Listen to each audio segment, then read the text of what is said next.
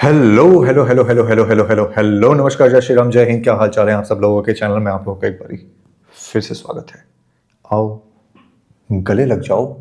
जी नहीं, ये डायलॉग अंदाज अपना अपना है कि मूवी के अंदर जो गोविंदा ने जूही चावला को मारा था बार बारी, आ गले लग जा, आ गले लग जा, आ गले लग जा, उससे इंस्पायर्ड नहीं है। ये इंस्पायर्ड है उस पोज से जो शाहरुख खान ने 90 के दशक के मध्य में बहुचर्चित किया था। खबरें ऐसी आ रही हैं सुनने में कि शाहरुख खान फिर से अपना रोमांस का जादू बड़े पर्दे पर बिखेरने वाले हैं। सूत्रों के हिसाब से, इनसाइड सोर्सेस के मुताबिक, विश्वसनीय सूत्रों का अगर आप यकीन करें तो सुनने में यह आया है कि किंग मूवी के बाद किंग खान एक बार फिर से अपने हाथ खोलने वाले हैं। अपेरेंटली शाहरुख खान साबुन उठाते उठाते थक चुके हैं, इसलिए एक बार उन्होंने डिसाइड किया कि फिर से हाथ खोल दिए जाएं। खास बात यह है कि इस फिल्म में शाहरुख खान का लुक काफी डिफरेंट और विंटेज होने वाला है और इस फिल्म से शाहरुख खान एक बार फिर से अपने रोमांटिक हीरो की जो छवि थी उसको जागृत करने वाले हैं। पिंक विला, जो कि एक वेबसाइट है जहां पे बॉलीवुड की सारी प्रोपेगेंडा न्यूज, सारा पीआर मटेरियल डंप किया जाता है, उसके हिसाब से शाहरुख खान की जो मूवी होगी वो होगी एक classic love story but with a modern touch. Classic love story को मॉडर्न इमोशंस के साथ एक नए तरीके से आपके सामने प्रस्तुत किया जाएगा और इस फिल्म को इस लेवल पे बनाया जाएगा, इतने बड़े लेवल पे इसका प्रोडक्शन किया जाएगा कि लोगों को सिनेमाटोग्राफी का जो एक एक्सपीरियंस है इस तरीके का मिले जो उन्होंने आज तक कभी भी महसूस ना किया हो। पिंक विला की रिपोर्ट को अगर माने तो शाहरुख खान इस रोल के अंदर एक परिपक्व और गहराई वाले किरदार को निभाते हुए नजर आएंगे। ये उस समय की याद दिलाएंगे जब आप दिलवाले दुल्हनिया ले जाएंगे, कुछ कुछ होता है, हम तुम्हें ले डूबे सनम, नहीं उसके अंदर तो शाहरुख खान नहीं था। ऐसे रोल जो शाहरुख खान किया करते थे उसकी याद आपको दिलाया करेंगे। रिपोर्ट्स में यह भी कहा गया है कि फिल्म की कहानी, डायरेक्टर और बाकी स्टार कास्ट को लेकर फिलहाल ज्यादा जानकारी अवेलेबल नहीं है, लेकिन इंडस्ट्री में इस प्रोजेक्ट को लेकर ऑलरेडी हड़कंप मच चुका है और ऑलरेडी इस फिल्म को इस साल की नहीं, अगले साल की नहीं, उसके अगले साल की नहीं, आने वाले कई वर्षों की one of the most awaited फिल्मों के तौर पर देखा जा रहा है।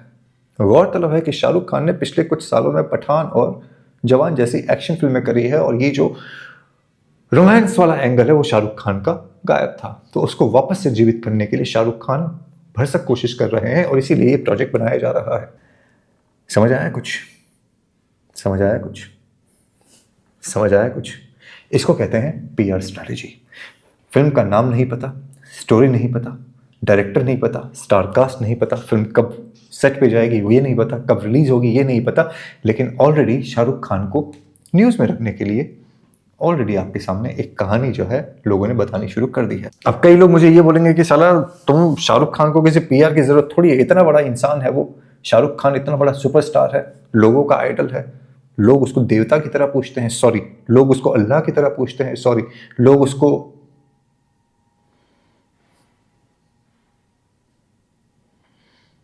लोग उसको सिर्फ साबुन उठाते हुए देखते हैं, तो शाहरुख खान से तुम जलते हो।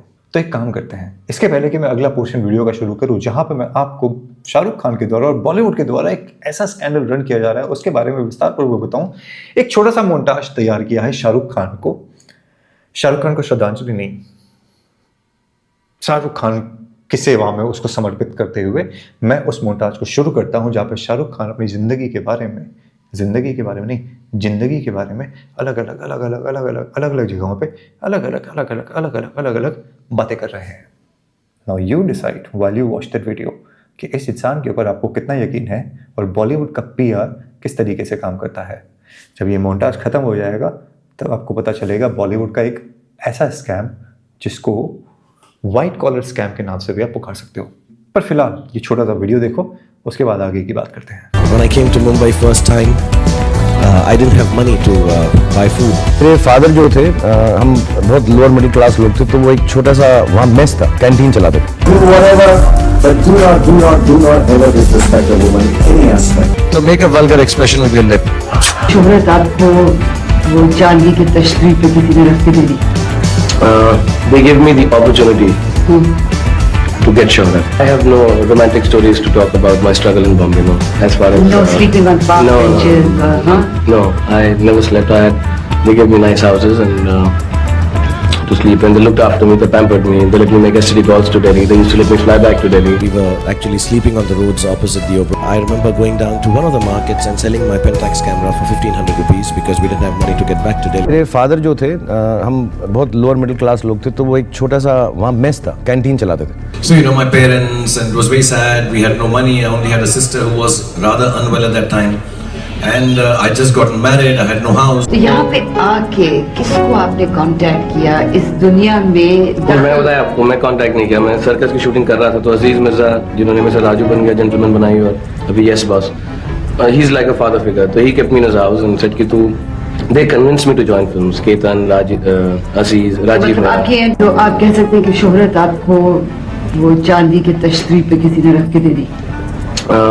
They gave me the opportunity to get शोहरत. मैं ऐसा राज बब्बर साहब को बब्बर शेर अंकल बोलता था, तो मेरा उनके साथ कोई पॉलिटिकल ऐसा नहीं है. मेरी दोस्ती उनकी बचपन से है, गोद में घूमता था मैं उनकी. मेरे पिताजी ने भी एक दिन के लिए इस फिल्म में काम किया था. He wanted to be an actor many years ago, which I got to know later.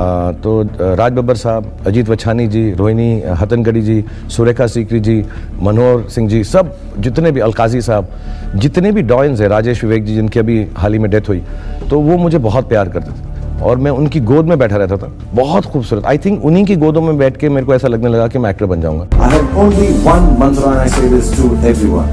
Be gentle with a lady, be courteous to a lady, and be extremely respectful to a lady. It may be old-fashioned, do whatever, but do not ever disrespect a woman any aspect. When I'm lonely and in times of trouble, Mother Mary comes to me, speaking words of wisdom, marry me.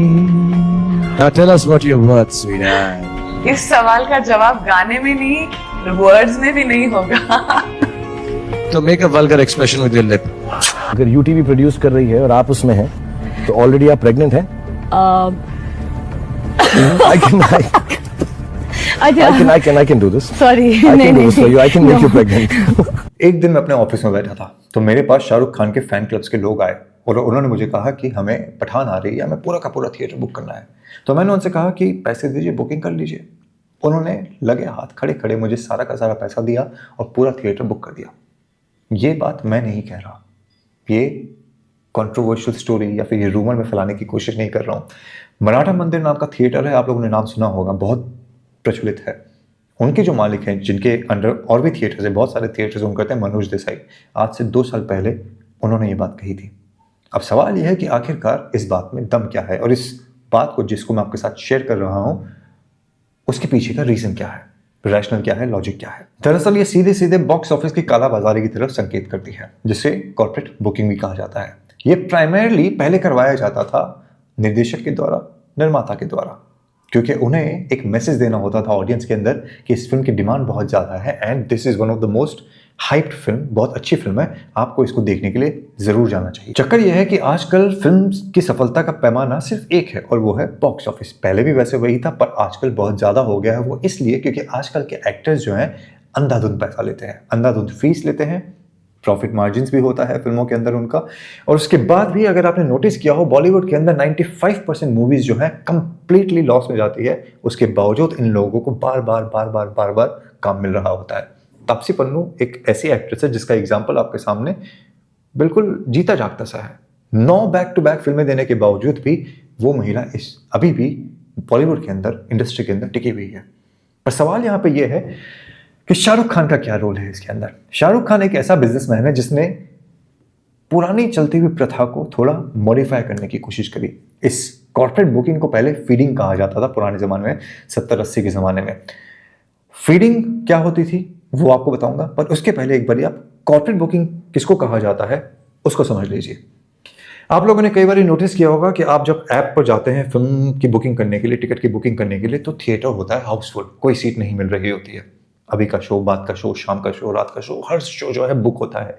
अगले दिन की ticket probably late night show मिल जाएगा, early morning का मिल जाएगा, तीसरे दिन शायद आपको टिकट मिल जाए.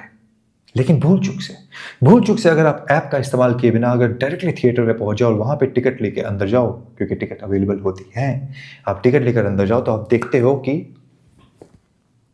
ये तो बिल्कुल वीराना है, 20 साल पुराना है, खोसला खुराना है, रेखा की मांग जिस तरीके से वंचित रहेगी सिंदूर से, उसी तरीके से ऑडियंस से वंचित थिएटर्स मिलते हैं आपको जब आप एक्चुअली में टिकट लेके थिएटर के अंदर घुसते हो। पठान हो, जवान हो या जीरो हो, शाहरुख खान की रीसेंट फिल्में इसी तरीके से प्रोपोगेट करी गई और आपको बार बार इन कॉर्पोरेट बुकिंग के माध्यम से ये इंप्रेशन देने की कोशिश करी गई कि 300 करोड़ कमा लिए, 400 करोड़ कमा लिए, 500 करोड़ कमा लिए, 600 करोड़ कमा लिए। मतलब लोग हैं, समझ रहे हो ना, समझ रहे हो ना, समझ रहे हो, समझ रहे हो, समझ रहे हो, समझ रहे हो। फंसा नहीं हूं मैं, समझाने के लिए बार बार कर रहा हूं, ऐसा नहीं है कि वीडियो अटक गया। समझ रहे हो, समझ रहे हो। लोग हैं, पर इतना भी नहीं है कि इस बात के ऊपर यकीन कर लें। कॉर्पोरेट बुकिंग का ये जो फंडा है, ये बेसिकली लोगों के माइंड मैनिपुलेशन के लिए किया जाता है। जैसे मैंने वीडियो की स्टार्टिंग में भी आपको बताया कि किस तरीके से आपके दिमाग में ये बात फिट करी जाती है कि एक ऐसी मूवी आई है जिसको देखना बनता है। अब इतने सारे लोग देखने के लिए जा रहे हैं तो कुछ तो अच्छा होगा। इतने ज्यादा लोग पूनम पांडे की वीडियोस देख रहे हैं, कपड़े वाले, बिना कपड़े वाले नहीं, कपड़े वाले, तो कुछ तो अच्छा होगा। लेकिन फिर आपको रियलाइज होता है कि यार इससे अच्छा तो मैं, समझ रहे हो, वही वाला सिनारियो है। कॉर्पोरेट बुकिंग की बात लेकिन अगर सामने आ जाए तो लोगों को बुरा भी लगता है और उनकी इमेज को झटका भी लग सकता है। तरण आदर्श का नाम आपने सुना होगा, एक बहुत बड़े फिल्म क्रिटिक हैं। उन्होंने 70-80 के दशक में एक इंसान हुआ करता था जिसने अपने फिल्म्स को हिट कराने, साबित करने के लिए ये फंडा जो है, जो उस टाइम पे फीडिंग कहा जाता था। फीडिंग बेसिकली ये होती थी, सेम फंडा, टिकट्स खरीदो और लोगों में हल्ला मचाओ, हाउसफुल हाउसफुल हाउसफुल, तो लोग धड़ल्ले से जाते हैं, ब्लैक में फिर टिकट खरीदते हैं और अंदर जाके फिल्म देखते हैं। अब ब्लैक में टिकट खरीदने से एक तो ये हुआ कि आपने पैसा ज्यादा कमा लिया, दूसरा ये हुआ कि आपने लोगों के अंदर हड़कंप मचा दिया। तो 70-80 के इस दशक से, जिसका नाम ऋषि कपूर है, जिसने फिल्म फेयर अवार्ड्स भी अपने लिए खरीदे थे, उसने अपने खुद के इंटरव्यूज में बताया है, उनसे जब इन्होंने पूछा था कि क्या आपने ऐसा कुछ किया था, तो वो एक्चुअली में झल्ला गए थे। ऐसा तरण आदर्श का कहना है कि जब मैंने उनसे ये सवाल किया तो वो झल्ला गए और उन्होंने कहा कि आप मुझे ऐसा सवाल क्यों कर रहे हैं, हर कोई ऐसा करता है, मैंने कर लिया तो क्या गलत हो गया। शाहरुख खान इसे थोड़ा ज्यादा आगे लेके चला गया। वीडियो के फर्स्ट पार्ट में जिस तरीके की पीआर स्ट्रैटेजी एक ऐसी अघोषित फिल्म के लिए करी जा रही है जिसके बारे में मैंने आपको बताया, ये उसका एक एक्सटेंशन है। पर शाहरुख खान एक ऐसी वेल ऑयल मशीन है जिसे पता है कि किस समय किस तरीके से कैसे काम किया जाना चाहिए। स्पेसिफिकली शाहरुख खान के बारे में क्यों बात कर रहा हूं मैं, आप बोलोगे कि शायद मैं शाहरुख खान से जलता हूं। भाई मैं क्यों जलूंगा शाहरुख खान से, ना मेरे हाथ इतने दूर जाते हैं, ना मेरे कानून के हाथ हैं, ना मैं हाइट में इतना कम हूं, ना मेरा रंग काला है, ना मैं हकलाता हूं, ना प्रियंका चोपड़ा के साथ मेरा अफेयर चल रहा है छोटे। शाहरुख खान के बारे में इसलिए कह रहा हूं कि वही मनोज देसाई, मराठा थिएटर वाले, मराठा मंदिर वाले, वही मनोज देसाई, उनसे जब ये पूछा गया कि पठान और जवान के समय जब आपके सामने शाहरुख खान के फैंस ने थिएटर बुक करने की बात करी, क्या पहले आपका कोई ऐसा एक्सपीरियंस हुआ है? मैं नहीं कह रहा, मनोज देसाई ने अपने इंटरव्यूज में कहा है। हाँ, शाहरुख खान की फिल्मों में, सलमान खान की फिल्मों में अक्सर ऐसा हुआ है जहां पे लोगों ने आके पूरा का पूरा थिएटर बुक कर दिया। उन्होंने एक इंटरव्यू में एक बात कही थी, मैं आपको पढ़ के बता देता हूँ। शाहरुख खान के फैन क्लब वाले मेरे पास आए, पैसे दिए और पूरा थिएटर बुक करा लिया। अब उनके पास पैसे कहाँ से आए वो जाने, मुझे बस अपना थिएटर हाउसफुल चाहिए, चाहे कोई कराए। इसके अलावा सलमान खान की फिल्मों के साथ भी ऐसा होता है। मुझे याद है वांटेड के समय सलमान खान के फैंस ने सारी की सारी टिकट्स जो हैं वो खरीद ली थी। वांटेड अगर फिल्म आपको याद हो सलमान खान की, तो वो रीमेक थी साउथ की एक फिल्म की। सलमान खान ने जो शर्ट पहनी थी, शूट की location, action, dialogue same to same copy from south of India. Prabhu Deva ने उस मूवी को हिंदी में डायरेक्ट किया था, साउथ वाले भी शायद उन्होंने डायरेक्ट करी थी, आई एम नॉट श्योर। अब आप बोलोगे कि यार अगर फैन क्लब ने ये काम किया हुआ तो इसमें शाहरुख खान कहाँ से आ गया या शाहरुख खान की टीम कहाँ से आ गई? तो आपको क्या लगता है कि सोशल मीडिया पे 10, 20, 50 करोड़ लोग जो हैं, या फिर जो भी लाखों के जो भी नंबर्स होते हैं इनके, क्या उनके पास इतना टाइम है कि वो दिन भर 24 घंटे बैठ के शाहरुख खान का महिमा मंडन करें, सोशल मीडिया पे उसकी पोस्टिंग करें, उनके लिए झगड़ा करें, लोगों को इस तरह से गाली दे जैसे मुझे गाली देते हैं इन वीडियोस में, जैसे मैंने जाके उनकी बहन को छेड़ दिया हो, या उनकी मम्मी के साथ बदतमीजी कर ली हो, या उनके पापा के चरण नहीं स्पर्श किए हो पहली बार मिलने के पश्चात? ऐसा कुछ भी नहीं है। फैन क्लब्स जो होते हैं ये एक्चुअली में, ये जो स्टार्स होते हैं इनकी टीम के द्वारा संचालित ग्रुप्स होते हैं। ये सोशल मीडिया पे पैसे दिए जाते हैं महिमा मंडन करने के लिए, प्रमोट करने के लिए, उनके पॉइंट ऑफ व्यू को आगे एग्जीक्यूट करने के लिए, फैलाने के लिए। और अगर हम जैसा इंसान कोई शाहरुख खान जैसे इंसान को साबुन उठाने वाला कह दे तो आके हमें गाली देने के लिए। That is what fan clubs are made of. ये सारा का सारा, फिर से रिपीट कर रहा हूं, संचालित किया जाता है टीम्स के द्वारा। जो शाहरुख खान की टीम्स होती हैं, सलमान खान की टीम्स होती है, इनका काम होता है इन इंसानों को पैसा दे के सोशल मीडिया पे आग फैलाना, आग। आपने अक्सर देखा होगा कि जब किसी स्टार की, शाहरुख खान जैसे स्टार की जब कोई फिल्म आनी होती है तो लोग जो है थिएटर के बाहर बड़े बड़े कटआउट्स लगाते हैं, फूल चढ़ाते हैं, दूध चढ़ाते हैं, मालाएं चढ़ाते हैं, चरण स्पर्श करते हैं और फिल्म को लेकर एक ऐसा माहौल बना देते हैं जहां पे सामने से अगर कोई गुजर रहा हो तो मजबूर हो जाए साला कि आज अपनी नौकरी को छोड़ के बंक करके आज तो देख ही लूंगा कि शाहरुख खान के जीवन की विडंबना ऐसी जाने कैसी। ये सारा का सारा काम जो है पैसे दे के करवाया जाता है। आपको क्या लगता है, फिर से सवाल पूछ रहा हूँ, फैन क्लब्स वाले क्या अपनी पॉकेट से पैसा निकाल के शाहरुख खान के ऊपर माला चढ़ाएंगे, दूध पिलाएंगे? साबुन उठाने वाले और दूध का कनेक्शन थोड़ा कंफ्यूजिंग सा हो रहा है। आगे बढ़ते हैं। अब कॉर्पोरेट बुकिंग की नौबत क्यों आ रही है और शाहरुख खान को इसकी ज्यादा जरूरत क्यों पड़ गई? एक तो गिवन फैक्ट है, साले को एक्टिंग वैक्टिंग आती नहीं है। बाबूजी, उसने कहा घर छोड़ दो, उसने कहा शराब छोड़ दो, उसने कहा बीवी छोड़ दो, मैंने कहा प्रियंका छोड़ दो, आर्यन ने कहा ड्रग्स छोड़ दो, मैंने कहा आर्यन को छोड़ दो, समीर ने कहा मेरे रोल को छोड़ दो, समीर वानखेड़े कह रहा है मेरे केस को छोड़ दो। ये बेसिकली जब नए एक्टर्स आने शुरू हुए, शाहरुख खान का बिजनेस माइंड आराम से चल रहा था, बट जब नए एक्टर्स आने शुरू हुए और शाहरुख खान का वर्चस्व थोड़ा कम होने लगा तो इसको इसकी जरूरत ज्यादा पड़ी। जैसे मैंने आपको वीडियो की स्टार्टिंग में थोड़ी देर पहले और एक बात कही थी, वो ये है कि अब इतनी ज्यादा फीस लेते हैं ये लोग कि इन्हें अपने आप को साबित करना पड़ता है कि दे डिजर्व दैट फीस। और बॉक्स ऑफिस के ऊपर ये भी दिखाना होता है कि मेरी फिल्म दूसरे एक्टर्स या एक्ट्रेस से ज्यादा चलती है। यही वो वजह है कि पठान जैसी फुद्दू फिल्म जो है 800 करोड़ कमा गई, 1000 करोड़ कमा गई, 1200 करोड़ कमा गई। 1200 करोड़ भी नहीं, मैं तो कहता हूँ पाकिस्तान की जितनी जीडीपी है सारा का सारा पैसा वही कमा गई। और ये जो धंधा है ये सिर्फ बॉलीवुड में नहीं है, ये साउथ की फिल्मों में भी है। आपने कई बार देखा होगा, वो एक क्रिस्टोफर जोसेफ जो है, एक बंदा जोसेफ विजय, क्रिस्टोफर जोसेफ जो भी नाम है उस बंदे का, विजय थलपति तो ऐसे ही कहते हैं, but he is a Christian, he is a 2 kg rice convert Christian. वो और रजनीकांत के फैन फॉलोइंग जो है, उनके जो फैन क्लब्स हैं, अक्सर थिएटर में भाई दे धक्का मुक्की, दे लातम लात, पेलम पिलाई, उस चक्कर में कोई साबुन भी उठा लेता होगा तो कोई बड़ी बात नहीं है। मौके पे चौका हर कोई मार रहा होता है, जिस तरीके से शाहरुख खान ने मारा। वीडियो देखा था ना जो मैंने आपको मोन्टाज दिखाया था, उससे आइडिया आपको लग चुका होगा कि ऑब्वियसली शाहरुख खान किस तरीके का इंसान है। But anyways, I am digressing from the topic. अगर कोई फिल्म अच्छी है लेकिन पैसा नहीं कमा पाई तो उस फिल्म को असफल फिल्म के तौर पे देखा जाएगा। अब प्रॉब्लम लेकिन ये है कि पठान और जवान एज इट इज खराब फिल्में थी। Not that I have seen them. Pathaan मैंने देखने की कोशिश करी थी, 10 मिनट में बंद कर दी। जवान मैंने 3 मिनट 37 सेकेंड, हाँ 3 मिनट 38 सेकेंड उसमें बंद कर दी थी। ऐसी फिल्में जो हाइप करी जाती है, जहां पे शाहरुख खान का उस समय जो भारतीय न्याय संहिता के साथ झगड़ा चल रहा था, समीर वानखेड़े के साथ झगड़ा चल रहा था, पठान और जवान में अपेरेंटली उसने भारतीय सरकार के अगेंस्ट में और समीर वानखेड़े के अगेंस्ट में कुछ सीन्स जो इनेक्ट किए थे। अगर ये फिल्में नहीं चलती तो लोगों के अंदर एक शक का कीड़ा आ जाता कि क्या शाहरुख खान का वो जलवा जो पहले था आज भी कायम है।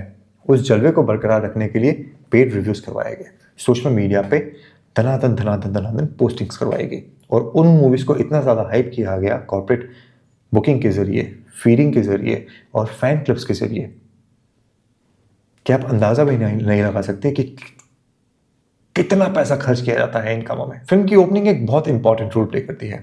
अगर कोई अच्छी फिल्म में ओपनिंग ना मिले तो असफल, अगर कोई अच्छी फिल्म नहीं है ओपनिंग अच्छी मिल जाए तो सफल। और इस वजह से ये जो दौड़म दौड़ है इसके अंदर लोगों को आगे दिखना होता है। शाहरुख खान, सलमान खान जैसे लोग इसी PR स्ट्रैटेजी का काम करते हैं। फिल्म अच्छी हो या फिल्म अच्छी होती नहीं है उनकी, दे नो कि उनकी फिल्म जो है मोर और लेस बकैत होती है। इसीलिए हर फिल्म के पहले कॉर्पोरेट बुकिंग के जरिए एक हवा बनाया जाता है और लोगों को ये कहा जाता है कि this is a must watch. उसी तरीके से जिस तरीके से वो एक फिल्म आ रही है ना शाहरुख खान की, पुराने स्टाइल में, कास्टिंग नहीं है, डायरेक्टर नहीं है, एक्टर नहीं है, स्टोरी नहीं है, कुछ नहीं है, बट एक बहुचर्चित फिल्म आने वाली है, दशकों तक याद किया जाएगा उसे। हाँ, एक डायरेक्टर है विवेक शर्मा, उनका क्या कहना है वो भी सुन लो। जब से एक्टर्स एक्टिंग छोड़ प्रोडक्शन में आने लगे, जब से ये स्टूडियोज खुलने लगे, तब से ही कॉर्पोरेट बुकिंग का प्रचलन शुरू हो गया। फिर उन्होंने ये भी कहा कि सूचना और प्रसारण मंत्रालय को इस मामले का संज्ञान लेना चाहिए। जो लोग कॉर्पोरेट बुकिंग करा के फेक कलेक्शन दिखाते हैं उनके खिलाफ एक्शन होना चाहिए। सरकार को इस पर ऑडिट भी करना चाहिए। एक और फंडा जो शाहरुख खान, सलमान खान जैसे लोगों के द्वारा अपनाया जाता है वो आपको पता नहीं है, वो भी आपको बता देता हूँ कैसे कालाबाजारी करी जाती है। शाहरुख खान, सलमान खान वगैरह की ब्रांड एंडोर्समेंट्स काफ़ी ज़्यादा होते हैं। थम्स अप वगैरह के साथ शाहरुख खान, हंडई वगैरह है, अलग अलग ये दो ब्रांड मैंने सिर्फ एग्जाम्पल के तौर पे लिया है।